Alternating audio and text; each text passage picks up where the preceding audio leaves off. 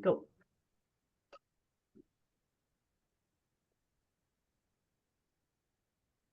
Well, it's now 10:30, and that means it's time for brainstorming the human connection. It's brought to you by the South Dakota Humanities Council. My name is Lawrence Diggs. I'm the host and inquisitor for this session. This is a session, I should say, that is all about interactivity. That means that you're invited to ask questions. You're invited to share your experiences and have a conversation. We're going to try to have a conversation. My guest, Farro Henderson, will be, and I will be having a conversation, but you're invited to join that conversation. So if you have a question, please kind of maybe make a note to yourself or something, or raise your hand down in that when it asks you to react or something like that, and then you can raise your hand and say, or go, then we'll let you in. Because we want to have you in this conversation. Probably most of you have heard that we have a global warming crisis, and we have lots of environmental stuff, not just global warming. We have a lot of things that are results of humanity expanding its role over the rest of the geosystem. We do things that affects the geosystem. To be quite honest, there's lots of animals who do that, but none I can see like humanity. In fact, we actually have a place in geology now called the Anthropocene, where we can just look. That's thin. So far, it's a thin layer of like all the changes that has come about on the earth as a result of humanity being here. And there, when we see how widespread humanity is, we have the possibility not so much of just harming the earth. It's harming ourselves, because we look at it like, well, it's charity, or maybe we should be more caring for the earth. We're really caring for ourselves, because the earth, after we're gone, it will revive itself. It'll start out. We weren't here at first. It didn't start out with us. Doesn't need to end with us. We'd have to do a whole bunch more before we end the earth, but we can't end ourselves. And so those who are trying to figure out a way to do something different are in that fight from my view, is really in the fight to preserving humanity. And one of those people who's in that fight is Farro Henderson, who is my guest today. Welcome, Anna. Thank you so much for having me, Lawrence. Tell us a little bit about you first, Anna. Where did you come from, and how did you get here? Well, those are each big questions. Didn't you leave breadcrumbs? Yeah. I grew up actually in Providence, Rhode Island, so pretty far from here. I'm in St. Paul, Minnesota right now. That's where I'm sitting and where I raised my family. But I grew up in Providence, Rhode Island, and I'm one of 7 kids, so I came from a really big family. And I wasn't a sciencey kid. Like I wasn't, there's kind of kids that get tagged as sciencey and people will direct them into doing science things or pull them into the science club. So I wasn't seen as one of those kind of kids. But I was a real question asker. I was really curious. It was very hands-on. So I would, dig in the dirt and pick up a rock to see what's living under it. I'd lick a rock to see if it changes the color, which is sometimes a useful tool as a geologist.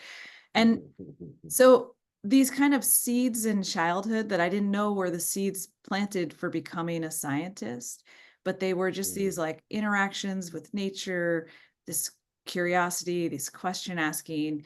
And when I went to college, I studied geology, and it was actually coming from a place of interest in people. And I felt like to understand people, I needed to understand the landscape that they came from.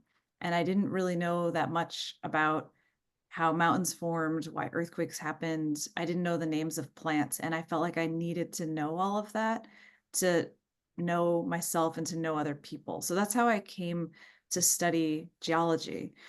Um, and when I was studying that geology, I was looking for opportunities to do things that were tactile and outdoors. So I got into doing a lot of research that was field based and going on field expeditions, um, and having these experiences that are totally immersive. And so the science is both you're collecting samples, but it's also, you're like knee deep in mud in a salt marsh and your shoes are stuck, and it's like really learning the place by being in it. um, and I think that those seeds of curiosity and interest in nature that grew into me being a scientist are also the seeds that were for my art and my creative process, and just this like observing and interest and learning and trying things out. And so that's both this kind of like the science and the art came from the same places inside of me. Um, so that's a little bit about kind of where I came from. And then, And then the role that you have now, oh, one of them is an author, but you have yeah, other things that you're doing. Talk about what who you are now. Who's Anna yeah, now? yeah. So I worked in academic science research for the first like decade of my career. And then when I became a mom, and I saw the world really differently very suddenly. And my relationship to time really changed because, with a baby, it's like one day they can't move and the next day they're rolling over, from one day to the next, they're smiling and there's no going back, they change and it just keeps happening. And I had this sense of like, my life is right now, things are happening right now. And I was concerned about the climate crisis and other environmental crises. And even though I was studying climate science, I was studying ancient periods of warming in Earth history and the impacts they had on landscapes, on forest and prairie and water resources. But I had no connection to the current policy discussion or the like solutions and how we make this transition to clean energy and other ways of doing agriculture. And so this becoming a mom and this change in how I thought about time made me feel like I really needed to be involved today and right now. And so I actually left my research to go work in Congress. I got a fellowship to go work in DC for Senator Al Franken. Well, I got a fellowship and I went to DC, and then I was hired by Al Franken. And actually, when he hired me, I was 6 months pregnant with my second child. So my introduction to politics, I was pregnant and then had a new baby. I had two kids then. And I worked in politics for the next decade. I came back to Minnesota where I had done graduate school. I love Minnesota. I love the Midwest, and I really wanted to be here. Um, and then when I was here working for state government, working on environmental issues, and then I went to the state capitol to be an advisor to Governor Mark Dayton, who was the previous governor of Minnesota. Um, and so then since the Dayton administration, when that ended, I didn't want to be so busy all the time, because being in that job meant like I could be at a playground on a Sunday morning and I get a text from the governor and I've got to work. You're on call all the time. But I wanted to continue working in environmental policy. And so I sometimes teach at the University of Minnesota's Humphrey School of Public Affairs. I also teach writing at the Loft Literary Center, which is based here, but a lot of the classes are online. So the students are actually like all over the world. Um, and I work in philanthropy, managing a grant making program that funds organizations who are working on issues around climate change. It gives you a pretty good basis, I would say, for what we're going to be talking about today, and it frames you in a way that you can look at the environmental, let's say, conundrum, and maybe a little bit different perspective than the lab person. And you've been both, so you have a sense, the out lab, the in lab, and what it all means lab. So can you tell us a little bit about how you use your experience / experiences to formulate the sort of the big picture that you have of what's happening in the environment and what we should be doing about it? Yeah. So the big picture is that we have systems that we've built, like our transportation system, the ways that we get from our home to our workplace or pick up our kids from school. Um, we have systems of how we get electricity, how we treat water, and also how we pay for all these things. And we've designed a lot of things to be invisible, like basically that you never have to think about where your water comes from, how sewage moves out of your house, where electricity comes from. And we've done that really intentionally to allow ourselves to work on other things and to have a really full life in other ways. But it means that we're disconnected from this basic infrastructure that supports our lives. And there are some, things were designed for good reasons, but the world changes and there are things we didn't know. And we understand now that our system is based on energy sources that cause different kinds of pollution. So, with global warming, that's coming from greenhouse gas emissions that come from burning fossil fuels. But there's also other things that, like when we burn coal, that there's mercury pollution, that the combustion in cars is causing air pollution that can be really problematic for children and causing asthma, but it's also problematic for adults who have different kinds of health conditions. And so as we're realizing these problems, like other things, just like chemicals that are out there, the PFAS forever chemicals, those were designed to be really useful, and they were really useful, but they also, we didn't know, and now we know that they accumulate in our bodies and in the environment, and they disrupt the way our body works and can cause health problems.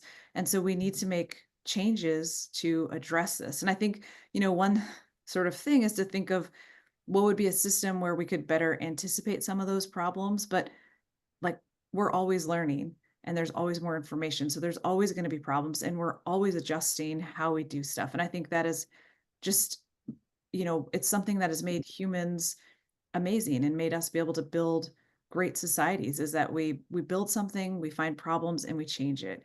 And so we're at a point where we know that we have some really big problems that we need to change.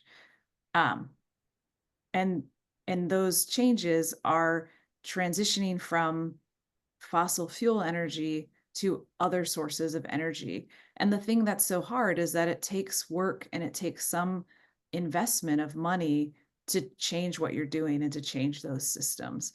And what's really, really exciting, and I think people who are concerned about this can feel really good, is that we have huge federal legislation that has made investments to help support and pay for that transition to clean energy, and to help support and pay for the transition in agriculture to ways of making sure that you're holding soil in place. That your soil is your wealth. The organic matter in that soil is the wealth of our farms, and being able to hold that in place and being able to prevent chemicals that we use for really good reasons in agriculture, but they can be bad for our health. So preventing them from running off. And in many states, there's a lot of investment, like in Minnesota, there's huge investment and there's really well-structured laws to make this transition happen. And so I think that, 5 years ago, we were in a campaign just to get people to say climate change is real and it's happening. And I think we're in a different place now, which is that we have a lot of resources and tools, and now we just have to do the work. And the work is hard, and it also can be kind of boring. It sounds like a big thing when you talk about climate change, but the work that is happening is like, what is a farmer doing on their land and how are they managing the water that's going to run over their land and the dirt on their land? It's like a local government looking at where flooding is happening. They're looking at the drainage systems of roads, things that people, like that doesn't sound exciting, but if you are working on it, you are making sure that all of us are safe and you're doing this amazing transformation. Like we have a task at hand to make changes, and there are a lot of people who are working really hard to make that happen. So I think we have a lot to be excited about and a lot of work to do.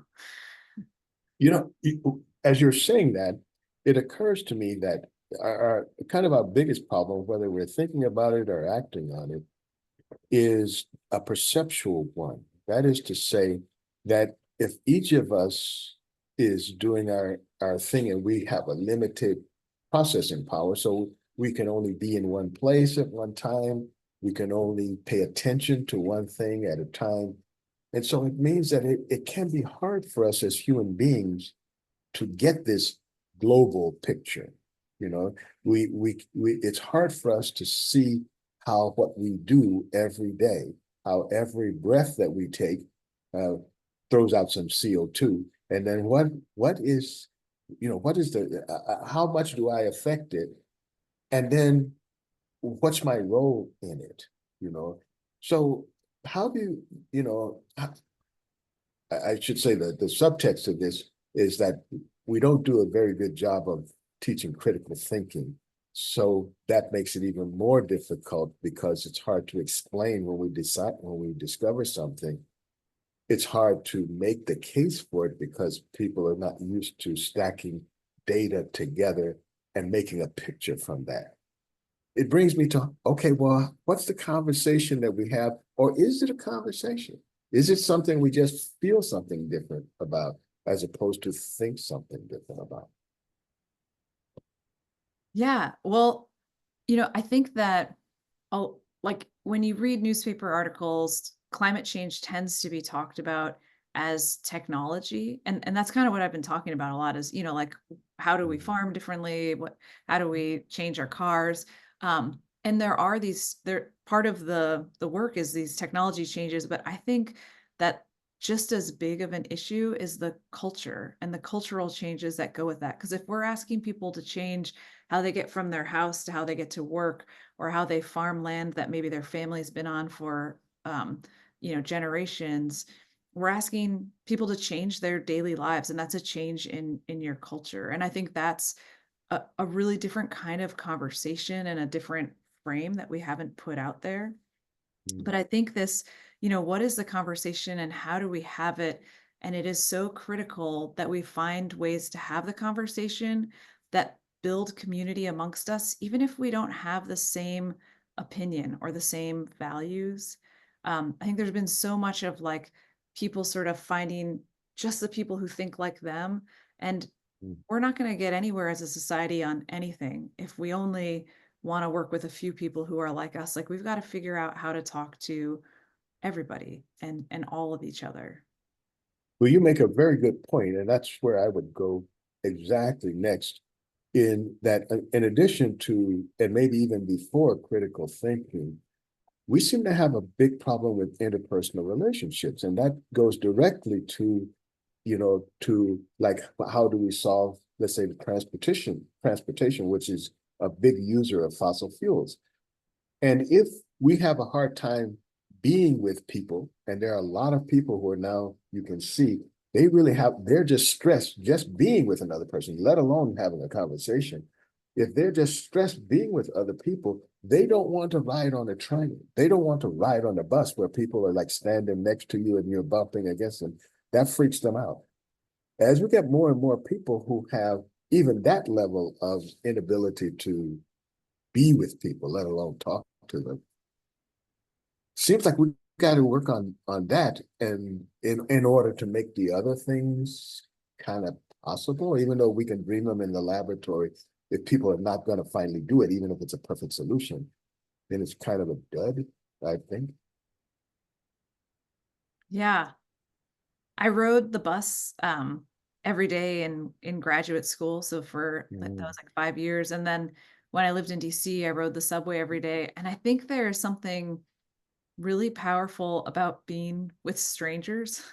And it's mm, inconvenient, like you get stuck in traffic or it's really crowded and there's nowhere to sit. And I do think that those kind of interactions can be really important. And um and moving through life, the way that our systems are set up, they can become kind of unpractical. So mm, like once I had kids and I needed to get them to daycare and then get to work, and none of the bus lines were set up that I could do that. mm, Um, and so I think it's also like a way we sort of structure things to be comfortable in the moment. And it's mm, always more comfortable in the moment to be alone, to do something just by yourself, to just stay home. But mm. sometimes we really need to be together, to interact. We're social animals, and it's really important to be with other people. Do you have any uh, ideas or have you heard conversations about how we get from where we are now to, closer to where we need to be so that when we devise a system, and many of these systems require this, that we need to work together on a project, whether it's standing on a bus or stacking sandbags to stop a flood. At some point, most of what we do has to do with collaboration, but we seem to be little by little losing the ability to even communicate, let alone collaborate, and to have a we identity as opposed to an identity. I mean, if I go back to, let's say, talking about culture, we were talking about the bus system. When I lived in Japan, it was not uncommon for people to pack a subway car so tight that they had official people who pushed you into the door so the door was shut. And the Japanese don't mind that at all. I mean, there's a few weird people who like try to grope women or something like that, but that's like, that's an outlier. Most of the time, everybody is cool. I mean, they're okay with that. I think Americans would freak out if that was your major source of transportation. But it seems like we have to start moving at least in that direction, even if we don't go to that extreme. Have you heard conversations of how we just get people to be together? Yeah, I mean, so I think that in my experience of being a scientist and how people reacted when I was a scientist and said, "Oh, I do science," and there'd be kind of this like, "Okay, that's not for me," or Mm-hmm. like if I start talking about it, it's just sort of like before I even say anything, there's an assumption that it's going to be unrelatable and uninteresting and sort of like separate from the person's life or interests. And then Mm-hmm. when I went into politics, I got kind of the like, oh, how can you stand that? Or, um, just this sense that you're in this place and people don't really know what's happening there and they don't necessarily trust it. And I got this sense that people felt like politics and science both were kind of black boxes, which is ironic because these are things that belong to all of us. I mean, there's science that's done at corporations, but most of the science is done through public funding and the work is done to improve all of our lives. And politics like literally belongs to us. Like we vote for our politicians. It is made to serve us. And so I've really wanted to make both of these, science and politics, accessible so that people feel like they can participate or that it is even worth participating. And I think to do that, people need to be able to relate to what's happening. And so, um, my book came out this week, and in writing this book, the goal was to make science and politics accessible and to bring people into those rooms where this is happening. And so the book is not, I didn't write it to convince people of anything. And I didn't write it to teach people. It's not a textbook. And, like there are places where I explain things, but I did as little explaining of science concepts as possible because the point was to tell a story and to tell a story of the humans in these places and to tell a story of what it is to be a, a mom in this place, or to be a friend, or to be really exhausted because maybe, you've been working a lot, and to tell these stories that get back to the universal that all of us share experiences as family members and caregivers and friends and people who are feeling foolish or like they're stumbling or they don't know how to do something. And so that's, I guess, my hypothesis in this moment right now Mm, mm, is that mm, through stories and through sharing what is relatable and human about science and politics, that people can empathize and maybe build some trust, and be able to participate. And I think, one of the things that I talk about in here is this experiences of trying to get something done in environmental policy. So there's like an outcome and like a focus on like, I want this outcome, but that to get there really requires doing a lot of things that you don't know where you're going to get to, which is talking to people. I did a lot of public engagement when I worked for the governor. We mm, traveled around the state of Minnesota and had town halls with like 300 people, and we had these big summits. And the point was for people to talk to each other. And um, I think that's just really important to help build these shared narratives. mm. That put a pin in that because I want to come back to that, but I want you to tell us a little bit more about your book, the 50,000 foot view of like the Yeah. book. What is one going to experience when they read Anna's book? So this is a book about it. So the title of the book is Core Samples, and the subtitle is A Climate Scientist's Experiments in Politics and Motherhood. And the title Core Samples refers to the actual scientific samples that I collected and I studied. I worked a lot with lake sediments and tree rings, and also I lived on glaciers for a couple of months and collected ice samples. But the title is also a metaphor, and it is representing the literary nature of the writing and the intimate and personal nature of the writing. And so the book, what you can expect is stories. There's dialogue, there's plot, there's scene, there's a lot of world building to bring you into these spaces. I wanted people to read the book and come away with a sense of like, this is what it sounds like to walk through Congress.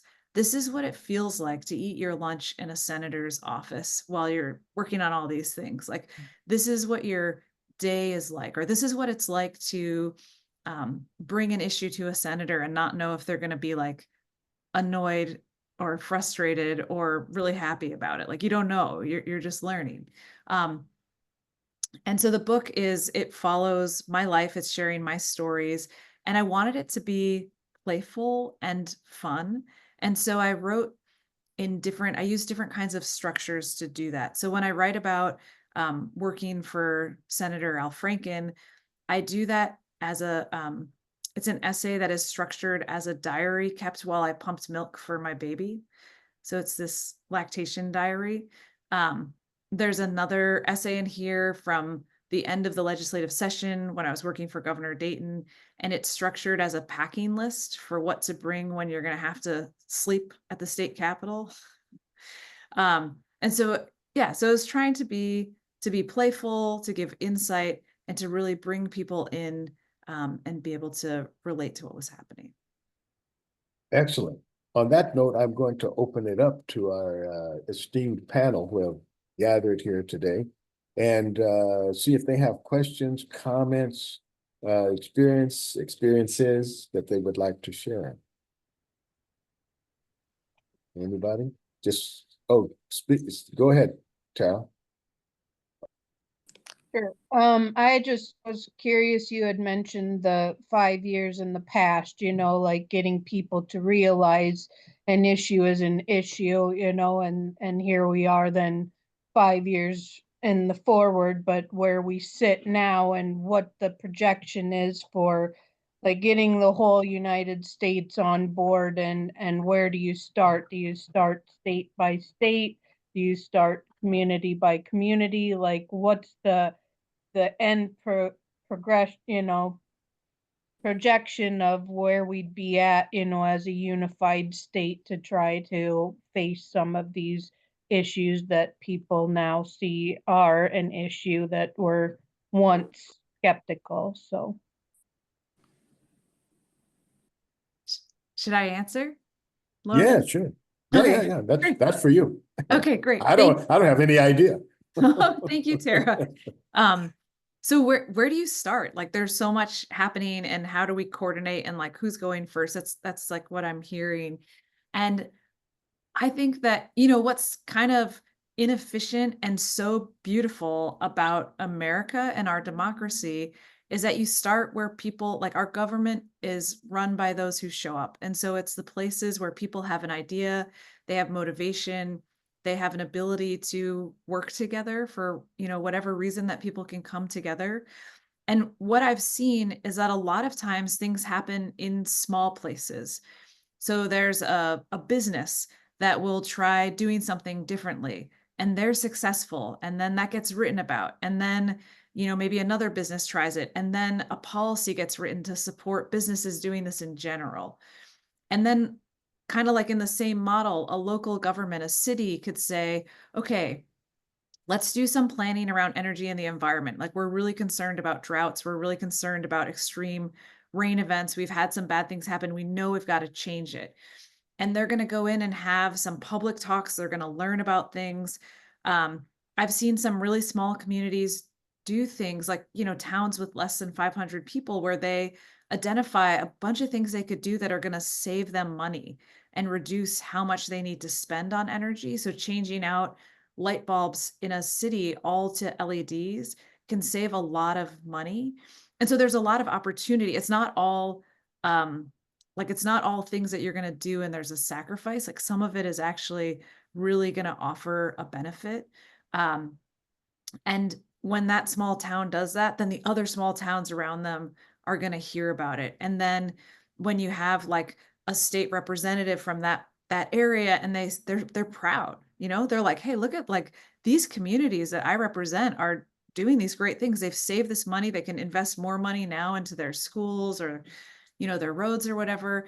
And then they bring some kind of policy to the state legislature. And those small communities are like a laboratory or a test place. And then the same thing happens with either, communities, cities, or states where they try out a law and you see how it works, and you kind of like test out you get through some of the kinks and you find ways to make it work. And then the representatives and senators for those states bring that law to the federal government, and you have conversations, and it doesn't all work, but one of the things that I've seen, people feel really frustrated and often negative about politics. But what I've seen is that even if things don't pass, even if we don't get a bill and we don't get the legislation, having the conversations changes people. It changes things. It is in the best interest of communities and corporations and businesses that they anticipate the changes that are coming. So when you have pressure to work on something, like we've identified a chemical that we think is bad for human health and something's going to happen on it, and people start working to figure out what to do even before you get the law passed, because they're going to be more competitive if they're able to hit the ground running when inevitably there is the court case or there is the passage of a law. Well, you bring up a very good point, Annette, and that there's a lot of things that we can do, and it's better to ask forgiveness than permission, so to speak. It's like when we hear that there's a solution to a thing, as just one or two people can get together and start something and change people's mind.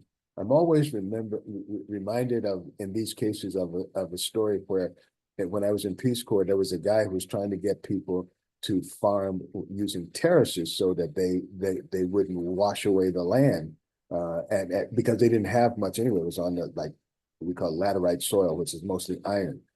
And he couldn't get anybody to do it. He came around, gave his sort of like medicine wagon spiel, couldn't get any takers, but he found one guy to work with. And that guy had tomatoes 2 months after everybody else's tomatoes were gone. And suddenly everybody was interested in that system. So I think at some point we can learn from these discussions that people argue about, and then just let them go away and do whatever they're supposed to be doing. You know, and then citizens can get together and do things. And then if you don't need the government, wait, they'll come around because they're followers more Yeah. than leaders. You know, and so if there's something looks like it's a hot thing and everybody's doing it, suddenly they want to be the person who actually started it, and then they'll support you. So, so I think as you say, you know, politics doesn't have to be a wheel block. I think Stacy had her hand up. It looks like Stacy's hand, but then I see two more hands. What? Oh, go ahead, Stacy. Oh, well, and I'm in the middle of your book and I'm thoroughly enjoying it. It's so good. It's like a series of adventures, and I like the way you, when you described how you split up the chapters in different styles. But something struck me, I think it was around page 70 or something, when you talked about the challenge of being a woman in science. And then particularly geoscience, but then the overall lack of diversity in the field. And I wrote down what you wrote. It says, "What knowledge are we missing by supporting research led by a narrow slice of humanity?" And that really struck me, because, you know, what are, like, you know, when you think about what it, for instance, might a Native American researcher have, you know, a view on land matters and land stewardship and stuff like that. So what do you see as the answer or possible answer for addressing that lack of diversity in science fields? Yeah, thank you so much for bringing that up. So I was trained in the geosciences, and the geosciences are one of the least diverse of any field of science. And there are some departments where you have pretty good parity with the genders in the students, but as you go up in power, you have less and less women. So you could have 50-50 undergraduate students in a college, but you only have a couple female professors, and then you have like 30 male professors. And then in terms of racial, ethnic background, it's really not very diverse. And I think that the challenge is really getting to kids, like getting to kids before they're in college. I didn't have any earth science when I was growing up. I had almost no science. I went to inner city Providence public schools I had some amazing teachers, but for the most part, it was not a good education, and we had very, very little science. And so I feel lucky that I even came upon the discovery that I might take science classes in college. But I think that for kids to see themselves doing this work, they've got to understand, they've got to know about it. They've got to get those hands-on experiences. You know, in the classroom, science can be kind of boring if it's taught just as textbooks and facts and equations. When I was doing science, the first time I went out in the field, I was so shocked and so delighted, because it was completely like I'm getting covered in mud. It was like physical manual work. It was really like you had to walk to get places. I did a lot of field work where I was living in remote wilderness, sleeping in a tent, pumping water, or, you know, treating water to have drinkable water, cooking food on a fire. Those are fun things. And so you've got to bring people into that, not just the outcomes that have been kind of like scrubbed of all the story and all the mess, but you need to bring them into the experience and the process, because the process of science is what's really, I mean, that's where the curiosity and the inquiry is, and that's what's really exciting. Yeah, so I really think it starts with children, and bringing them in, and then it's policies that you have at universities. So as a woman, I had my first child about 3 months before I turned 30, and my colleagues were sort of like, "Oh, congratulations. Like, did you mean to do that?" And like, "How old are you?" And kind of like, "What do you think you're doing having a kid? Like, you're not at the right life phase," as if being 30 was way too young to have a kid. And that's a cultural problem, you know, like people Yeah. can have kids at the age they want to have kids, and like having a kid at 30 is not, like if you want to have kids, I always tell people, if you want to have kids, don't wait, just do it, because It is. like make the rest of your life work around it. But when I had my baby, there was no policy in place for what happened. So as a graduate student, I was working and I got a stipend. So it's different than being like a college student. Like I worked for the university and I had health insurance. And I had this stipend, which is like a salary, but very low, but there was no family leave policy. And it's not just about women having kids. It's also, I knew scientists who had a parent that became really ill and they needed to take care of them. And then they're just like lose their position and it's really hard to come back. So the system is not set up for people to have any kind of caretaking or anything that they might step away and come back. And those policies just, they need to be in place and they need to be the same for everybody. And what my department, because there were a few other people who had had kids and the professors seemed kind of, they're mostly men, and they were like, why are people having kids? And they're like, what's this? What do we do for a leave policy? And I sat in as a student representative for the faculty meeting. So I got to see them in these conversations. And they were like, okay, we've got a plan. Let's just leave it up to every individual lab to figure it out. And they're like, congratulations, we have a great plan. But that means that like, you've got somebody who has no guidance and no idea, and there's no finances set aside for it. And there's just like everybody's on their own and subject to the person who's above them deciding how to deal with that. And so I think having policies in place is really, really important, and that we should be supporting families, whether people are working, at McDonald's, or they're working in a school system, or they're working in science. Like, it is part of our communities to have families, and we just need to be supportive. I think one of the things you said in your book too was that the common perception is that when a woman scientist has a kid, that equals woman scientists leave science. So yeah. There are headlines, like if you Google like why do women leave science, or like why aren't there as many, and it'll be like confirmation, women have kids and then they leave. And I think, for the most part, it's like, it's kind of a market driven system, just like we live in a capitalist system and things are driven by the market. So when I had a kid and realized, like I had this really small stipend, and then the next step in my career was going to be living grant to grant. And those grants didn't have the same things as regular employment, where you could pay for part of daycare before taxes. Like there was like none of the stuff set up for that. And I was expected, I had to move, just to wherever there was going to be a thing, which is a terrible way to be building community and raising kids. It's really hard to keep moving every couple of years. And I really felt like it was like the market was telling me, like I was really skilled and I was smart and I was good at doing things and getting things done. And it was like, why am I suffering and doing this stuff that is so not set up for me, when I can go work in other arenas and have a lot of support and have a great life? And so I think actually a lot of times women are leaving because they just don't see the opportunity and they're going somewhere else. But I think that the narrative gets told, and this was said to me as soon as I was pregnant. I had scientists and other people say, well, you've got to set your career aside and just think about the kid, as if you weren't able to do both of those things at the same time. And I was married, I'm still married to my the father of my kids, and nobody said any of that to him. It was just all on me. I think we get right back to the earlier conundrum, and that is culture. If we talk, for example, about getting kids into science, we talk as though, okay, if we talk to the individual kid, that kid, maybe we can convince that kid to stay in or make it exciting to him.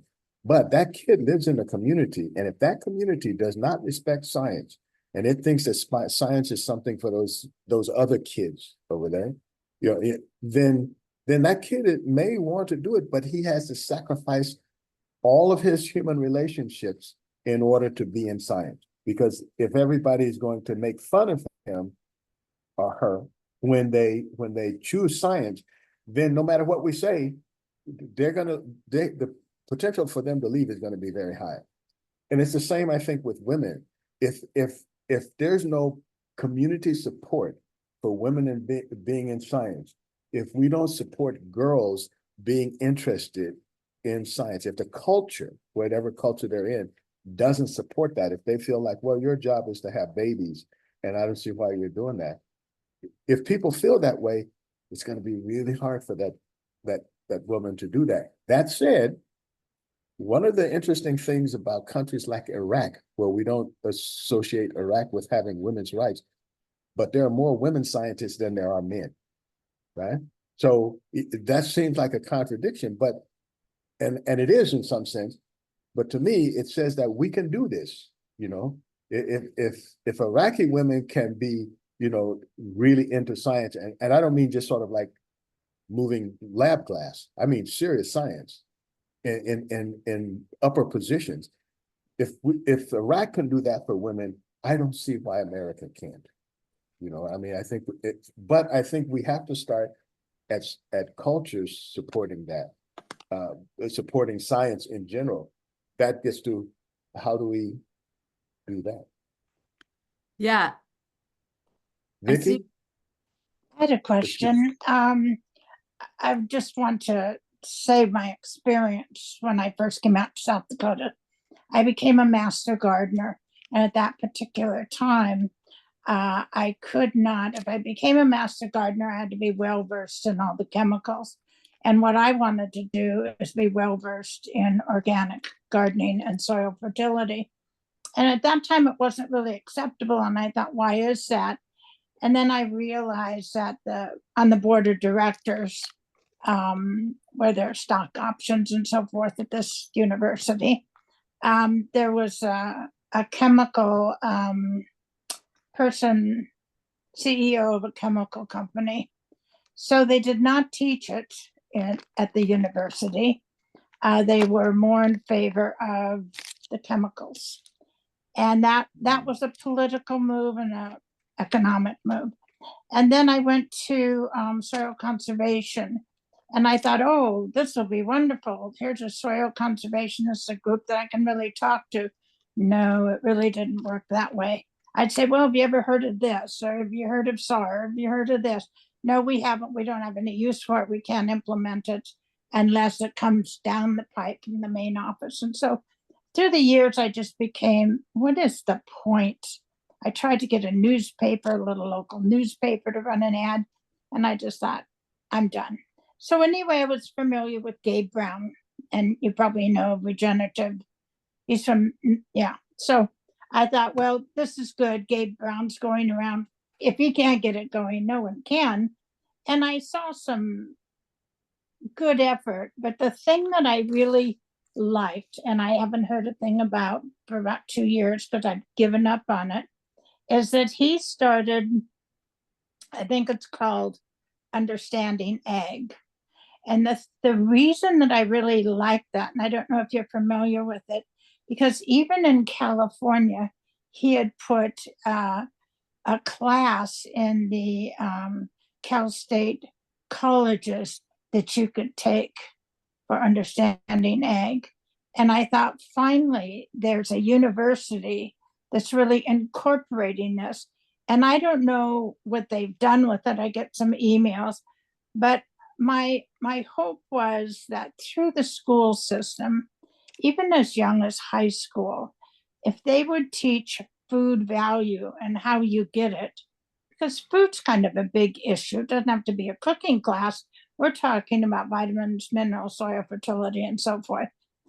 If it gets in there, and then this Understanding Ag can be taken, you know, California is a big farming state, really. And I was just wondering how that's working. Has anything been implemented the last few years through the college system here? And I think that Understanding Ag was actually working abroad. Do you have any information on that? So just thinking about agriculture, regenerative agriculture, and Yeah. how we make changes in agriculture to reduce chemicals that we know are potentially harmful to human health when they get into the water, but also ways of farming that can really deplete the soil and deplete like the wealth of the soil, because you're depleting the organic matter that's in there. And there are other ways of farming that we know about that you're bringing up, like regenerative ag type farming, or sometimes things get called climate smart ag, or conservation practices, or healthy soils. And all of these are kind of the same practices. One of the things that I saw, I was working on the state of Minnesota's climate plan about 10 years ago. And in agriculture, there was a set of things. It was like, what do we need to do? And it's like, here are the things that we need to do. It's like holding soil in place, which is about controlling water and having ways to contain water. It's about having plants that are in the ground all year round. It's about having, like the terraces, having some kind of buffers between row crops and waterways. It's about reducing how much fertilizer is running off. But then I left the climate work to go do totally focused on water for the governor. And I realized that everything in water was the same as climate. Like it was under a different label, but it was the exact same practices. Which is really heartening that it isn't like there's all these different things we need to do. It's like, no, there's like the same set of things we need to do. And if we do it, it's going to solve all these different problems. And I was just thinking about like this conversation that we've been having, and it came up earlier, this like, how do we learn? How do we learn from each other? How do we change the culture? And one of the things that I've seen with farmers is that, farmers are getting information from different places, but one of the most effective ways to learn is peer-to-peer education. So when there's a farmer who's doing something and it works, and they have a field demonstration day where people can come and see what they're doing, and they can show like, here's what I'm doing, here are my yields, this is how it works. So that, because it can kind of seem like if you're doing something different and people are like, you're crazy, why are you doing that? But in this way, you're passing it on one to another.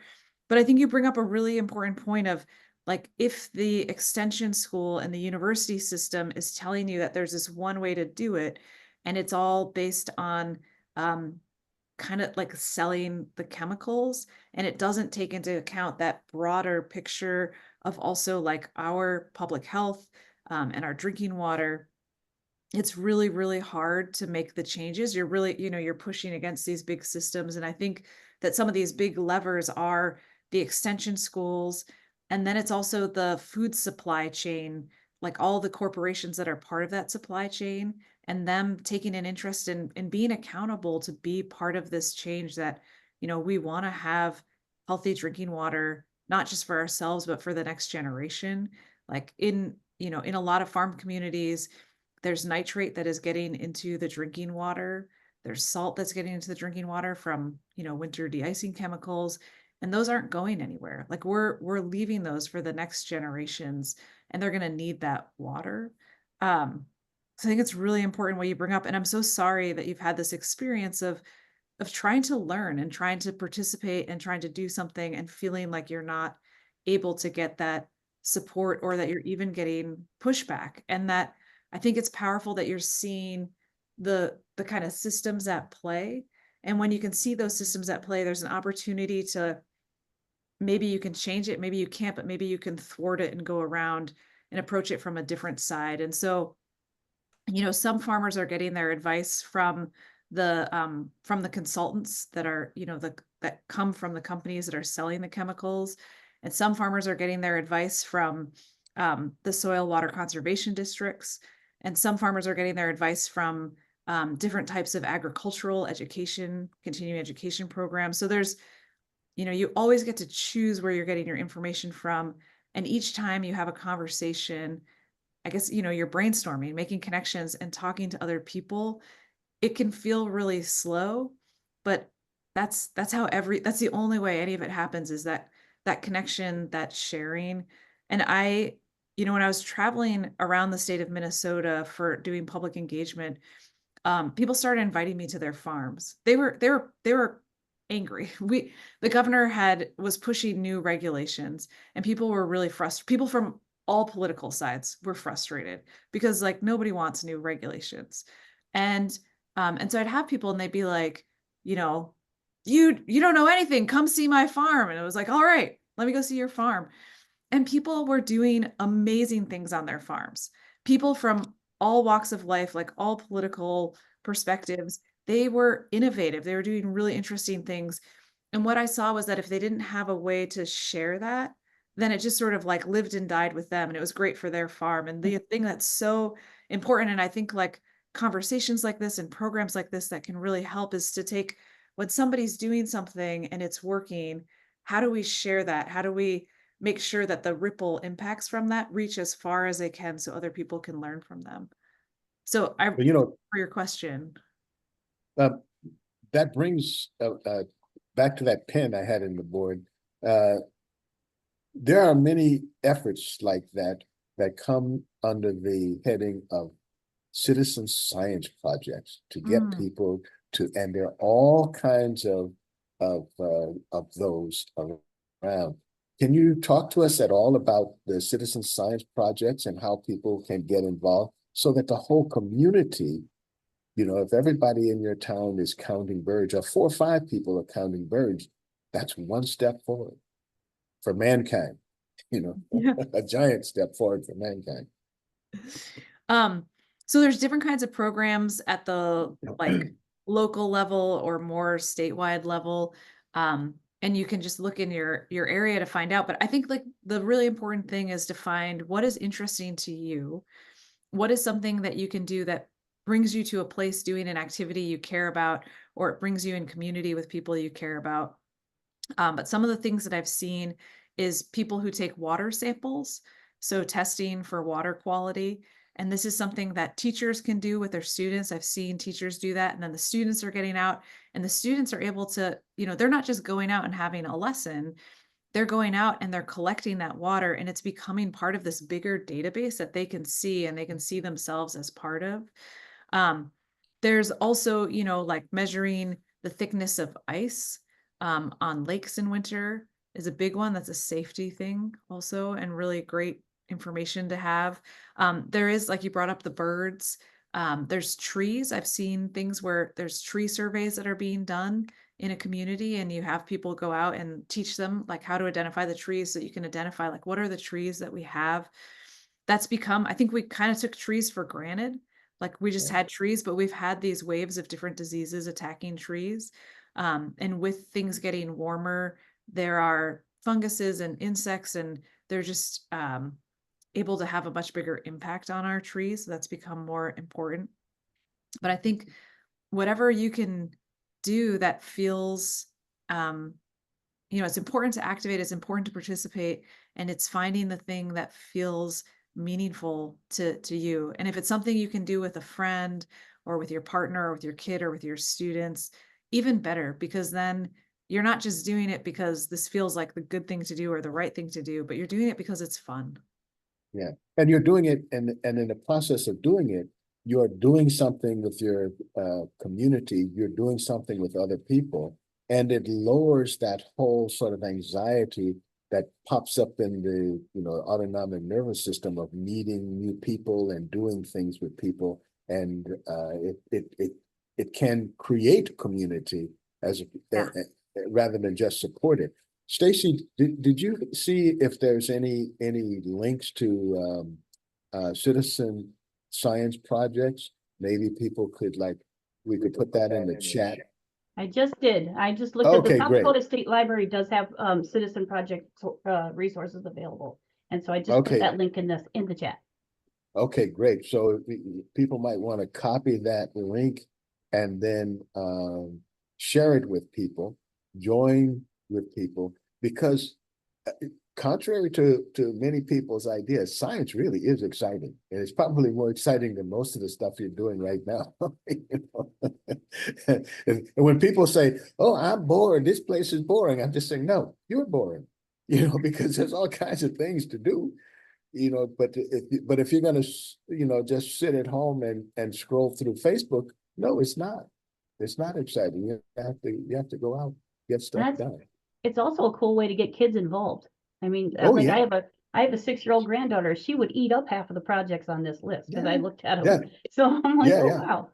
That's right. And it's something to do with kids, as opposed to say, go out there and do that so that I can sit at home and just not have you in my hair. when you do stuff with kids, it's amazing. You know, even like chores. I remember this lady saying, she was talking about American kids versus like kids in Mexico. And she said, well, the reason the kids do chores with us is because we include them, even when they can't hold the broom, we give them a broom and they can sweep with us. We don't just say, go in that room and sweep. And then once you do that, then they just figure, well, like, hey, that's the party. I'm at the party. Unfortunately, we have come to the end of our party here today because it's now 11:30. I want to thank you very much, Anna, for joining us today and bringing the insight that you have discovered in your book, Core Samples. I hope you guys will find that book interesting and useful. Thanks, everyone. See you next week, same time, same station. Goodbye. Thank you so much. Thanks so much for having me here today. You bet.